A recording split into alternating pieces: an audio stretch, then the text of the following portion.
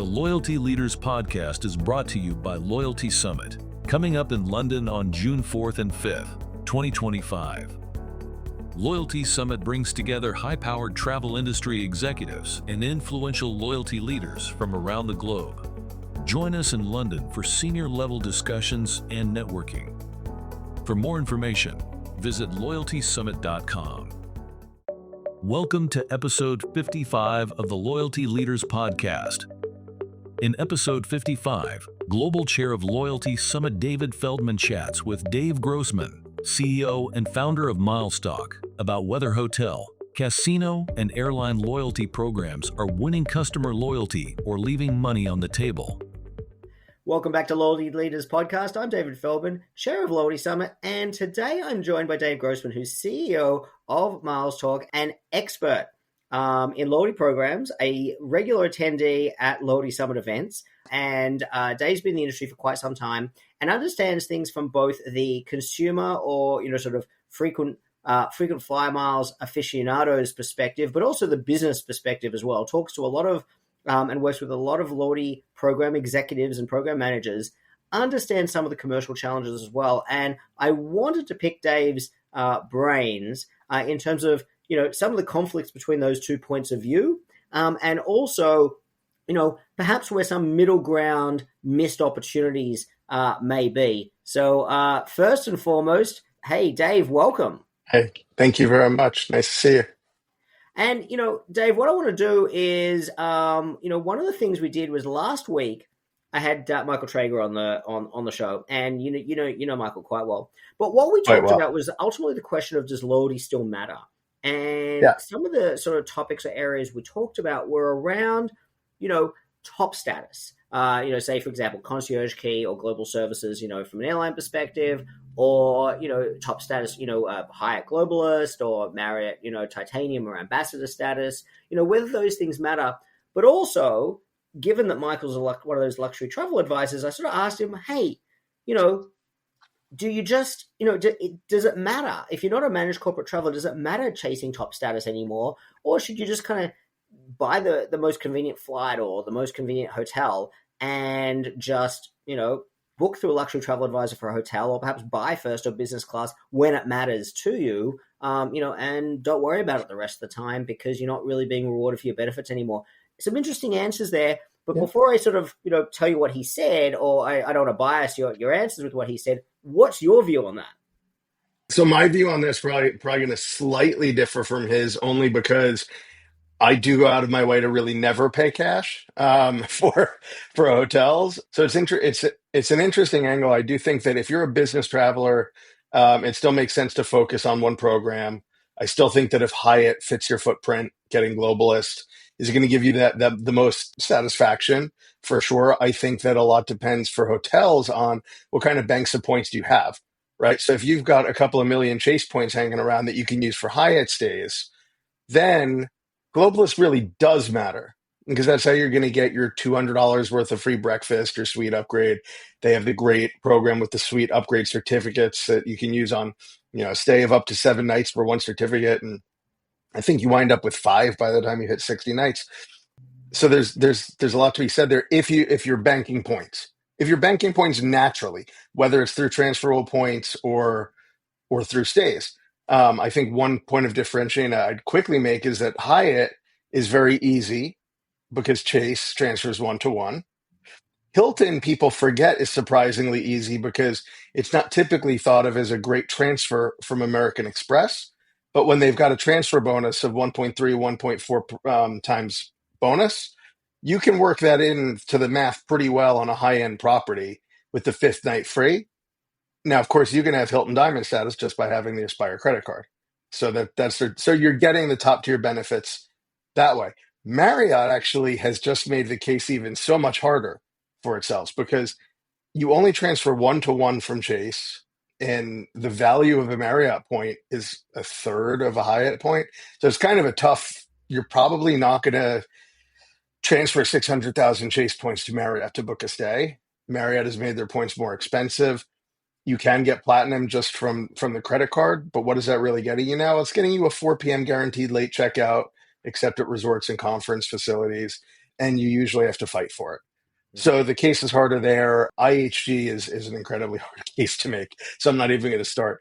But if you, but so on the other side, if you have all those points, then status matters. If you are paying cash, which I'll tell you in a second why I'm more willing to pay cash actually for flights now than for hotels. I still look for those 5-star hotel experiences, that Ritz Carlton, that St. Regis, that I'm just not personally willing to pay $1,000, $1,200 a night for. And that's where I want to use my points. And so Hyatt has a lot of very high end properties, the Park Hyatts and some of their all inclusives in the Caribbean and Mexico. And so that's still where I'm like, okay, I'm going to get tremendous value. And when you throw in, it doesn't matter as much as an all inclusive, but when you throw in your globalist benefits, it matters. So because I'm not going to pay for that stay, then I can't use a luxury travel advisor because that only works for paid stays. For the person that doesn't have that huge bank, that is kind of like, I'm probably just going to pay cash for the stay anyway. I mean, yeah, booked through someone like Michael versus an Expedia or even, booking directly at Marriott. Because yeah, even if you have silver status at Marriott or gold status at Marriott, you're getting nothing for it, right? Virtually nothing, which is, a shame, but it's true. And Hyatt really, unless you're top tier globalist, same. So that, to flip it around now, obviously for first and business class international flights, I'm only using points and miles, and that's I hope that never becomes anything but the main reason to accumulate transferable points. But Delta has changed the game for me so much in terms of wanting to remain loyal and earn status. And that's, what is it? The statistic, 13% of their first class seats domestically go to upgrades, Yeah, somewhere around it's a there. much obviously it's a It's much smaller percent than it low. was 10, 15 years ago. Yes. Absolutely. It's very, very low. And so even when I was platinum last year, which requires 15,000 an annual spend, I was fighting to get upgraded even using a regional upgrade certificate to put me at the top of the list. This year I dropped down to gold, which is still 10,000 in spend, and I'm, 48 on a regional flight. No, 48th on the upgrade list. So it's occurred to me that like maybe all I really care about with Delta going forward is a base level silver status, right? Which is very easy with a credit card, 25,000 to spend on top, on a reserve card, which by the way, you still get tremendous value out of the credit card with the first class buy one, get one, including Caribbean. The expansion of the Caribbean, I think, flipped the value entirely. And then beyond that, I don't think I need to care. If you think back to Flyer Talk days, the phrase "want first, buy first" has never been more true. And if you know, there are times I'm just going to splurge and I'm just going to pay cash. I might use my American Express Business Platinum and do a 1.5 roughly redemption cents per point using the feature where if you pay with points, you get the 35% rebate. It's a low value redemption for me, but sometimes just because I have enough Amex points, I'll do that to make it a free first or business class flight. But yeah, if I'm going to take some trips with the family and it's important to be in first so that we can just have a better vacation experience, I'm certainly not going to hope that it hits that 13% of the time. And by the way, with Delta, you're not even getting upgraded if your itinerary has more than 2 people on it. Mm-hmm. So once we're bringing my kids, there's zero value to the status. I mean, close to zero. Okay, free check bag. So Which you can get yeah, by having credit card.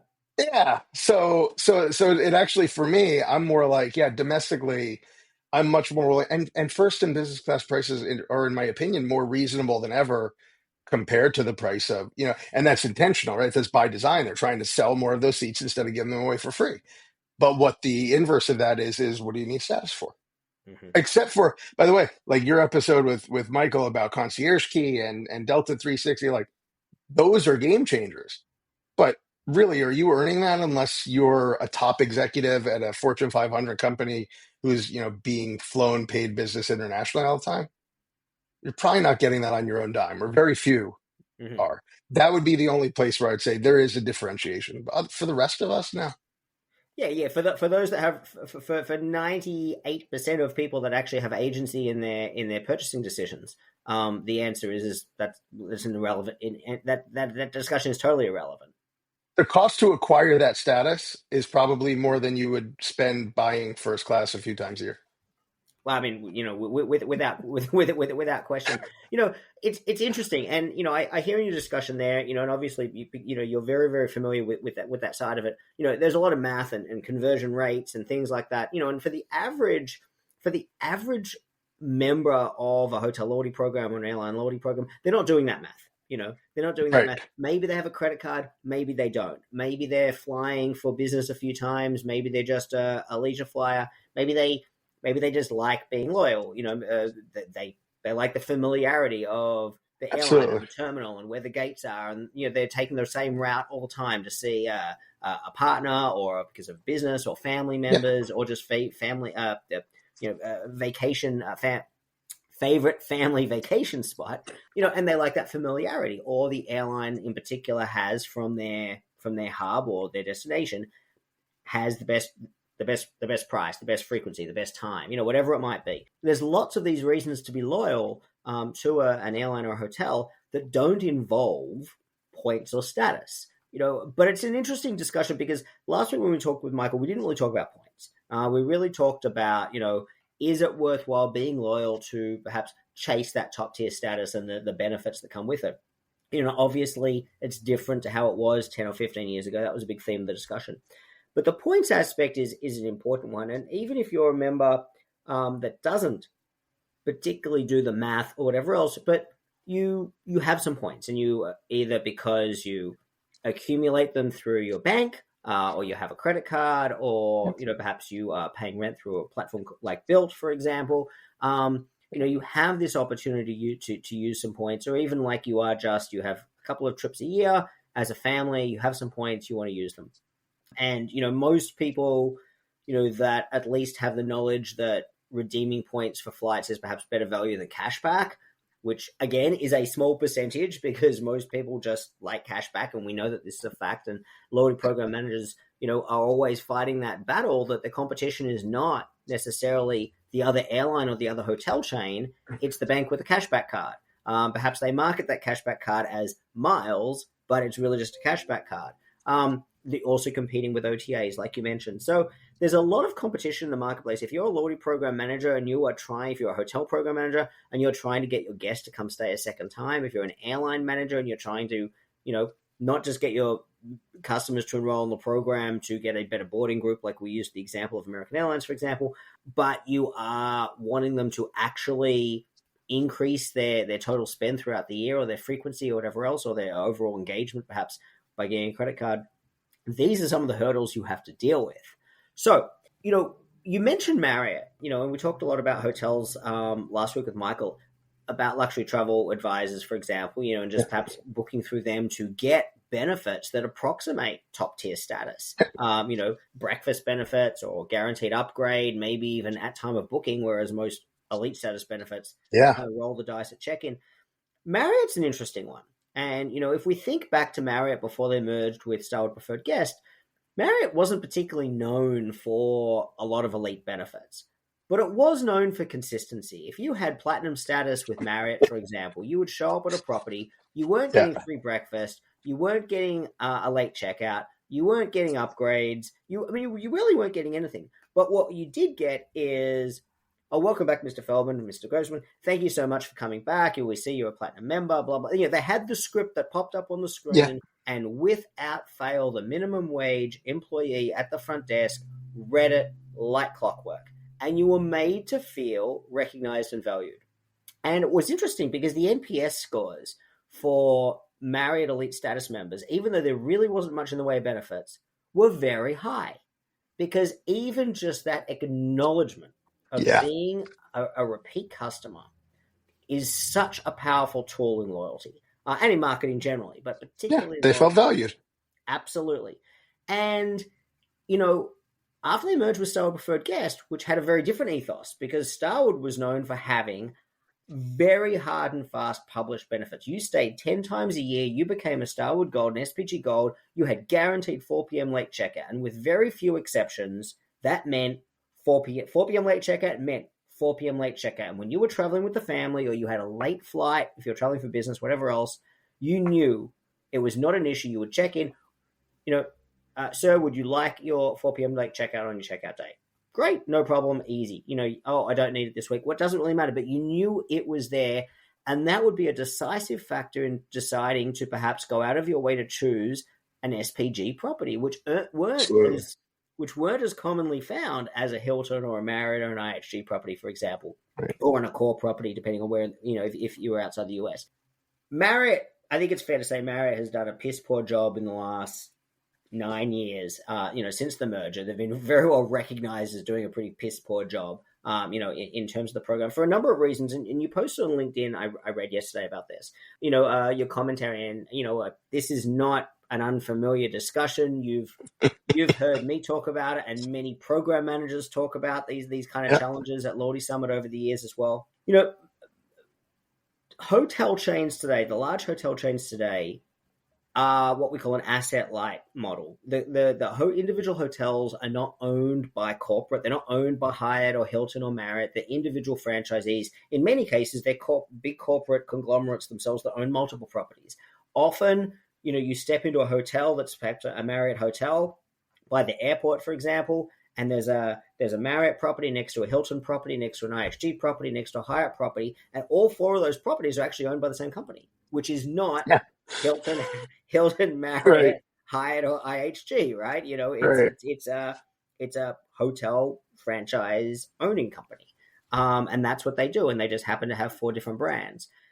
Those people don't particularly care about bearing the cost of providing elite benefits, but what they want when they contract with the major chains is the distribution network. They want to appear when somebody goes to Marriott.com to look for a hotel. They want their property to appear in that list because it's marketing for them, and it's a marketing channel.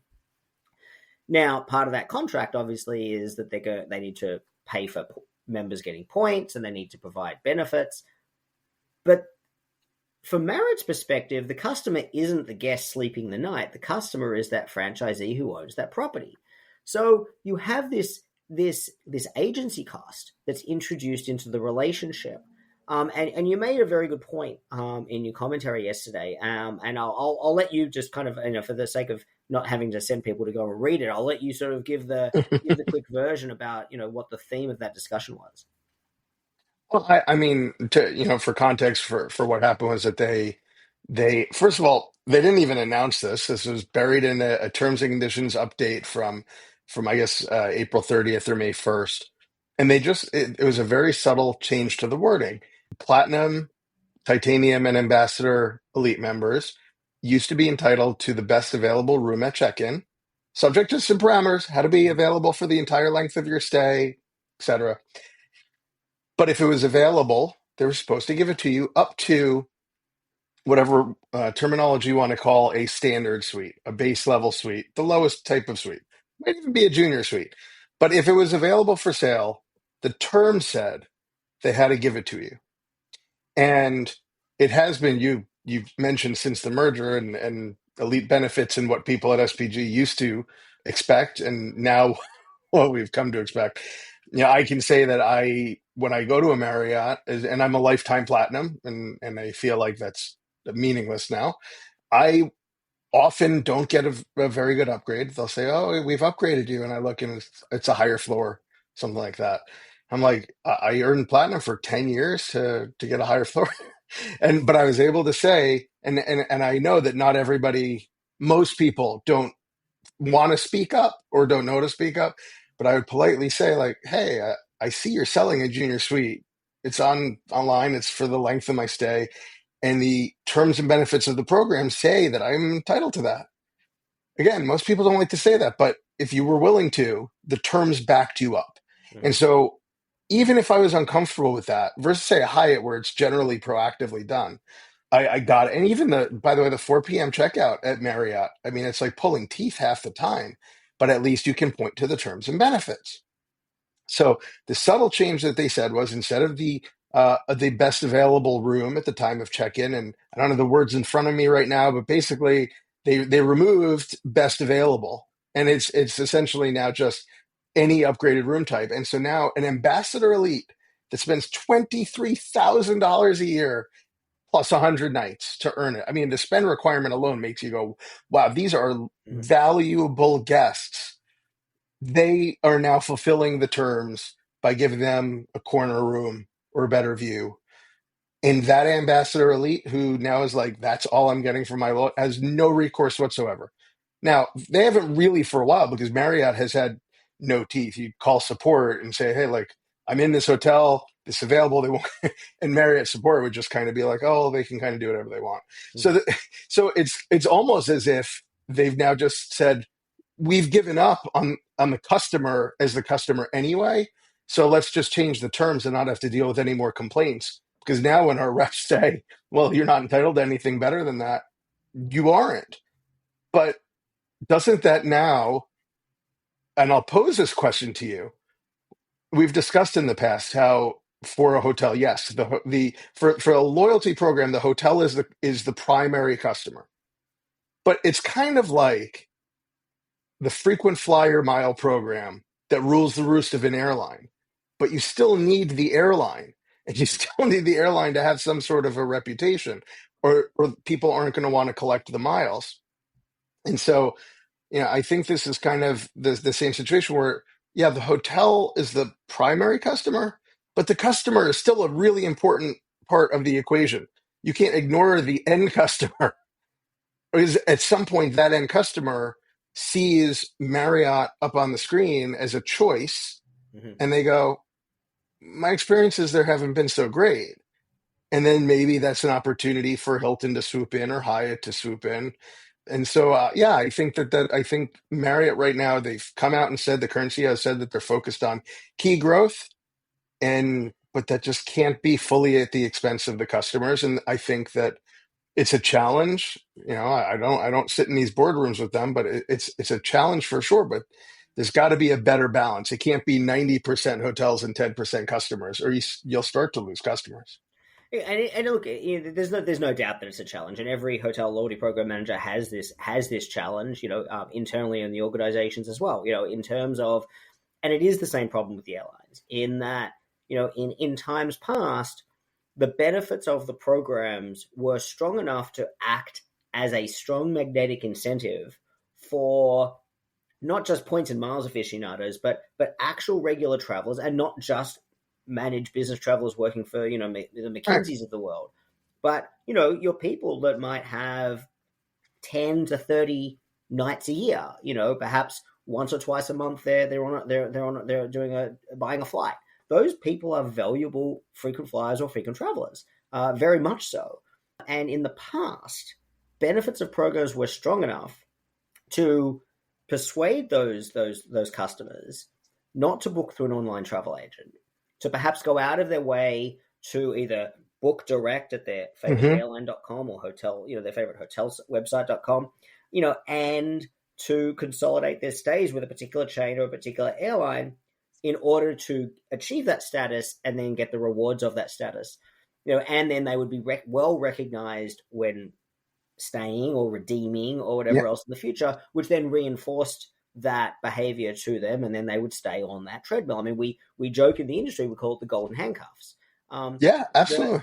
The problem or the challenge that they have now, particularly hotels, because yes, I mean, I live next to close to my nearest major airport is LAX. I'm very, very spoiled. All the major airlines, all the major international airlines, very easy to change airlines. To most, if I'm flying to a major destination, I really can pick and choose.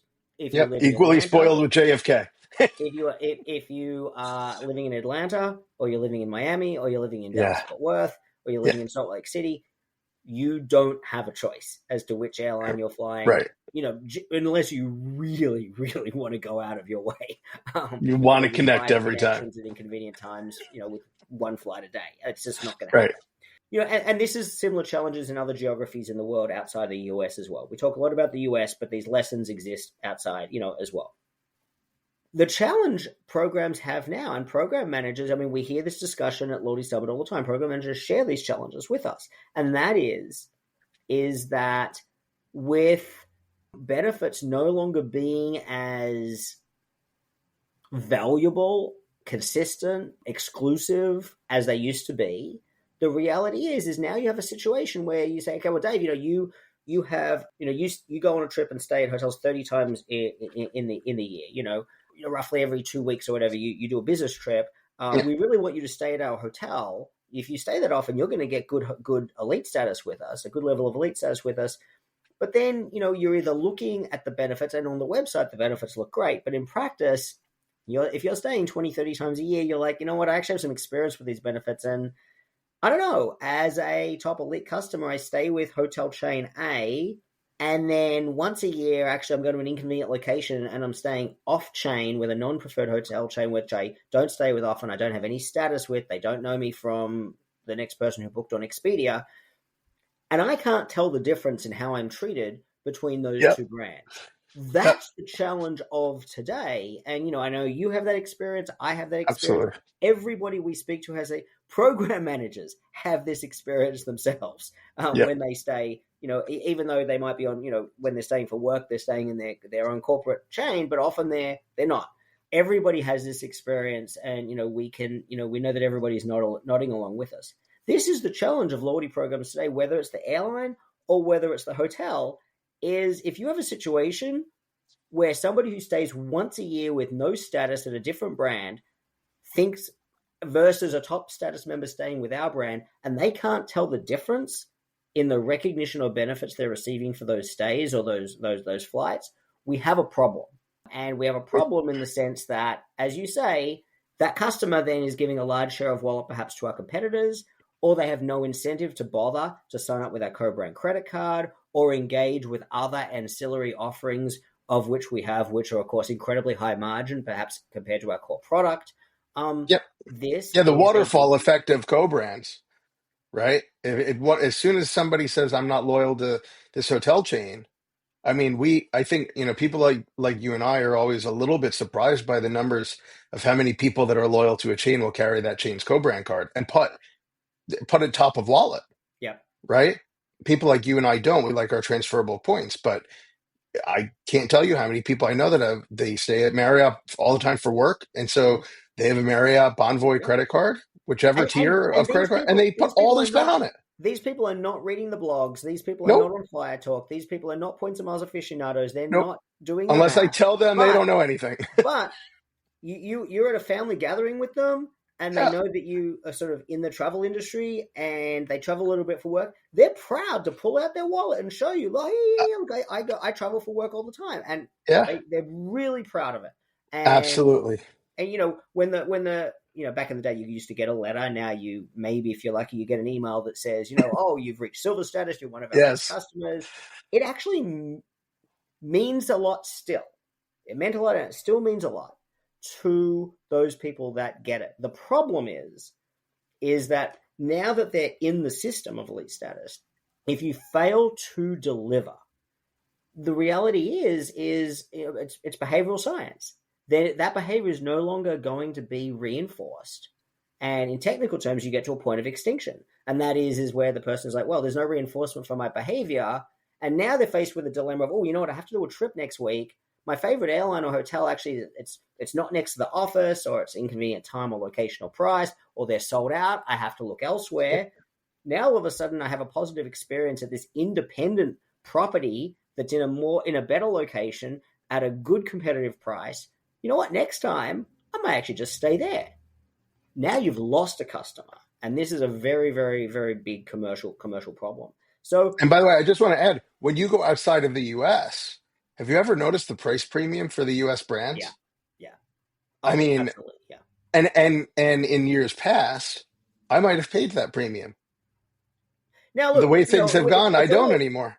It's all well and good for us to, complain about the problems. But the reality is for a program manager, these are very real challenges to deal with. And one of the challenges is you have a lot more members of the program than you used to have 10, 15 years ago. If you're a hotel, if you're in the major chains, you've got 50, 60%-ish of your guests on any given night are members of the program.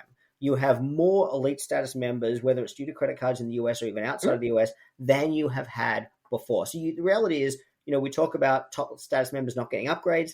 There's not enough suites to give upgrades to everybody. So it is a problem.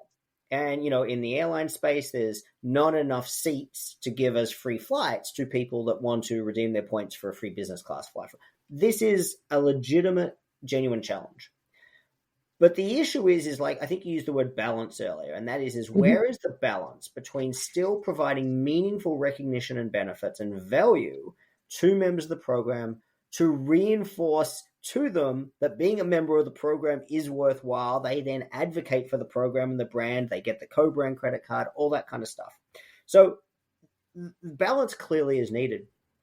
One of the things we talked about, Michael, last week, Michael runs the Travelzot conference, is an expert on the Vegas market, for example. In the Vegas market, Mhm. gaming markets wherever in the world, but obviously Vegas is the pinnacle of that, the poster child.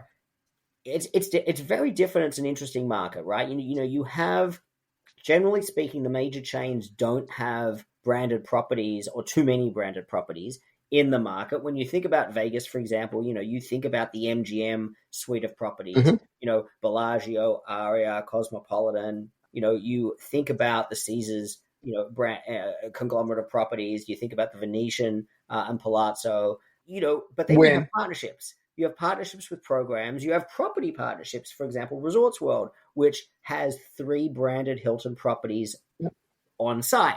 You have Venetian Palazzo, which recently partnered with Hyatt. Rio partners with Hyatt as well. MGM used to. MGM now partners with Marriott. Now, what that means is, for example, if you go to Marriott.com and you look for Vegas, guess what? All the MGM suite of properties are going to pop up on the list as available properties to book for. These partnerships are a little bit not seamless would not be a word we would use to describe these partnerships. Did you want to add Elegantly said. commentary on that? Elegantly said. No, I think that there's a ton of missed opportunity right now. I think that for a while there were some really good integrations. I think MGM and Hyatt married very well.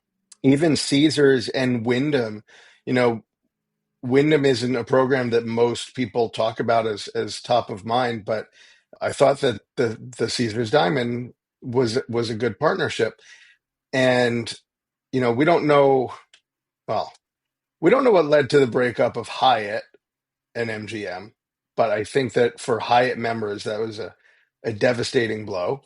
I think that the way that MGM is integrated with Marriott is not optimal.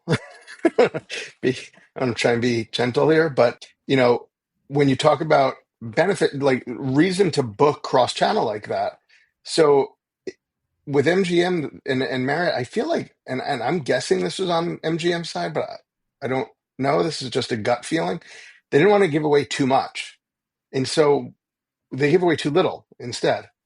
And so when you talk in terms of elite benefits, okay, so they didn't have status matching, and maybe they felt that MGM with Hyatt, the status matching, maybe they didn't like the effect of that. Maybe they felt they were giving too much to someone that came one time a year. But now, if you book through the Bonvoy channel and you are a titanium elite, you get nothing. And if you're MGM and you're crossing over to Marriott, your MGM Platinum, which Traeger would know what kind of coinage you're talking, but Platinum's 200,000 tier credits a year. There's really nothing matching to that. So you're a big time gambler to have MGM Platinum status. And that's crossing over to Marriott Gold, which doesn't even give you a real well, nothing is a real upgrade anymore, but it doesn't give you a 4 p.m. checkout, it doesn't give you lounge access, doesn't give you breakfast. It's giving you almost nothing. And you're paying more to go through the Bonvoy channel. So my question kind of on the MGM partnership with Marriott is like, who are you even targeting? Because if you've already played at an MGM property, you're going to be getting mailers that are going to offer you rates that are better than you can get booking through Bonvoy. So maybe MGM is getting that once every 10-year Vegas visitor who's just like, oh, let me see if Marriott has any properties. But is that really the point of is it seems like a very, very small piece of the pie with a lot of the pie left undone and then uncooked. And and then even the Wyndham Caesars breakup, you know, I get Wyndham. So Wyndham has a credit card, the business owner credit card that gave Diamond status that matched over to Caesars Diamond. The only real benefits that you get from Diamond You can skip the line, and I'm talking at Caesars. You can skip the line at restaurants.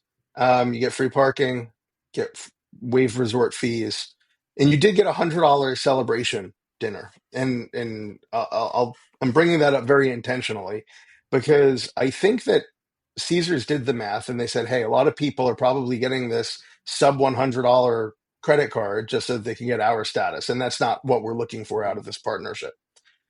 However, the only real cost was that $100 dinner. And it's very easy to say, if you've matched over from Wyndham, you don't get the $100 dinner, but you'll still get free parking and you'll still get your waived resort fees. And the reason for that is that person who's going 1, 2 times a year to Vegas, who's not earning any status, they're automatically going to go where they're getting a resort fee waiver and free, maybe free parking. A lot of visitors don't even get car. I don't get cars anymore in Vegas. So, but just the resort fee, they're so high compared to the room rates. So if you're sort of agnostic to chains there, and you had Caesar status through your Wyndham credit card, even, and we could talk separately about how Caesars could increase the value proposition on their own credit card, and how MGM missed a golden opportunity with the refresh of their credit card. But it's all about taking these partnerships and using them to draw people more into your chain, right?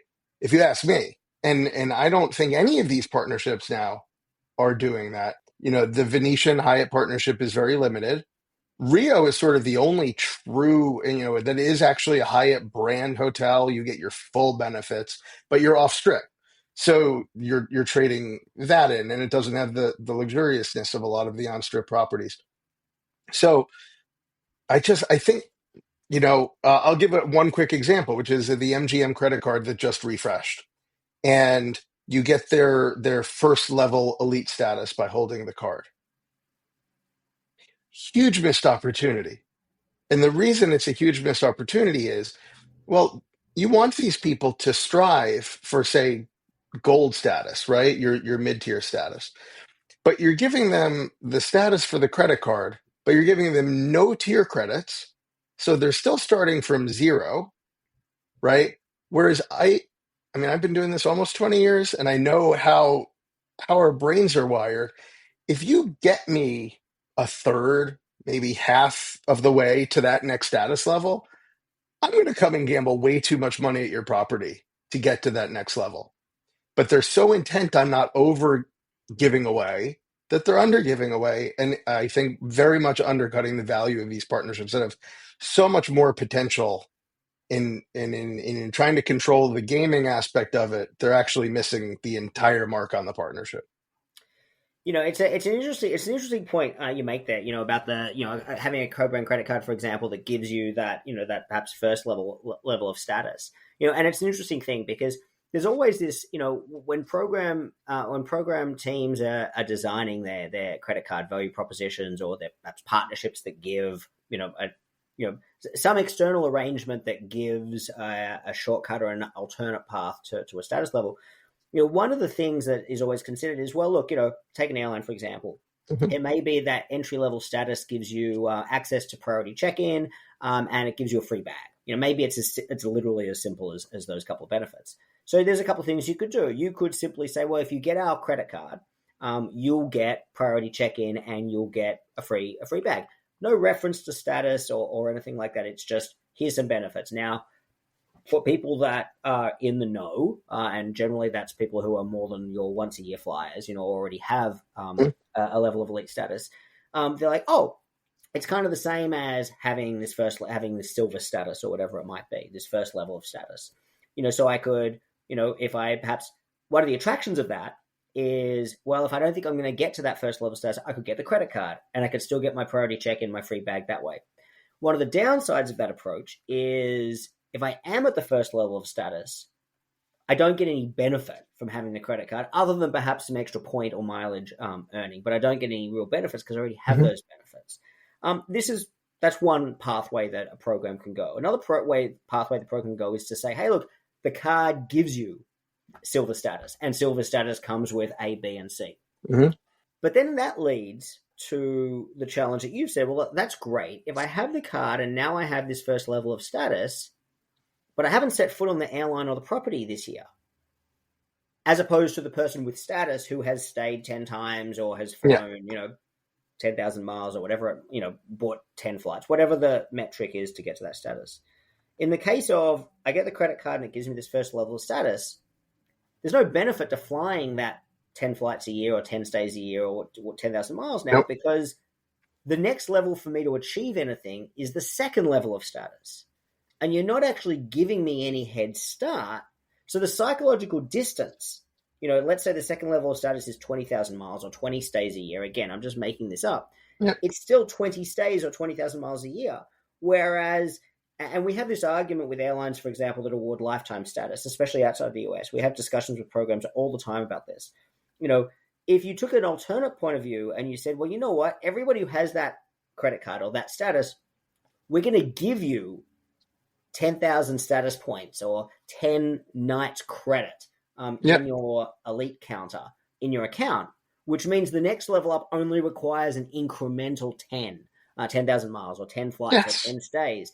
Now, psychologically, that's really not that hard for me to get to. You know what? I'm going to make the effort. I'm going to consolidate my existing share of wallet. I'm not spending any more money, but I'm going to make the effort. So instead of splitting my business between two brands, I'm going to consolidate it with one hotel chain or one airline. Now I'm reaching the second level of status. Now, guess what? Typically, the benefits are a little bit more meaningful at that. Maybe you occasionally might get an upgrade. Maybe you get a free drink. Maybe you get a better priority boarding group on the airplane. It doesn't really matter what it is, but hopefully the benefits are a little bit more meaningful.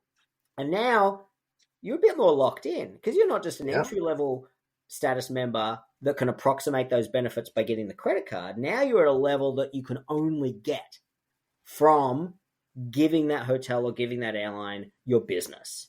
And this is really where the magic of loyalty, and the behavioral changes really occurs. And I agree with you. I think that programs are often missing an opportunity and are leaving revenue on the table by not thinking more strategically about the behavioral incentives of the way that the program, and particularly the status program, is structured.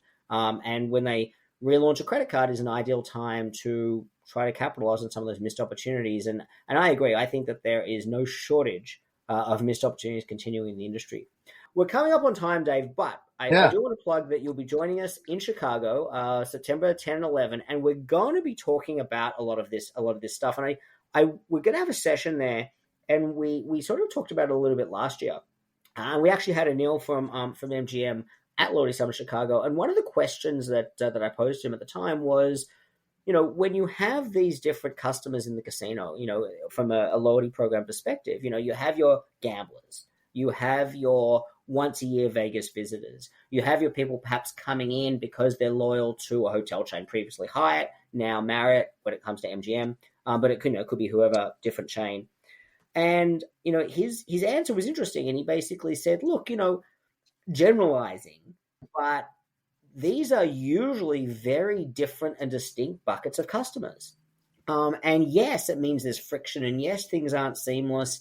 We're always looking to come up with a more perfect solution. But the challenge is that typically bucket A doesn't walk or talk ever like bucket B, and vice versa. People who are gamers, are gamblers, they're in the gaming bucket, and their relationship is with not even necessarily with the MGM loyalty program, it's with the casino.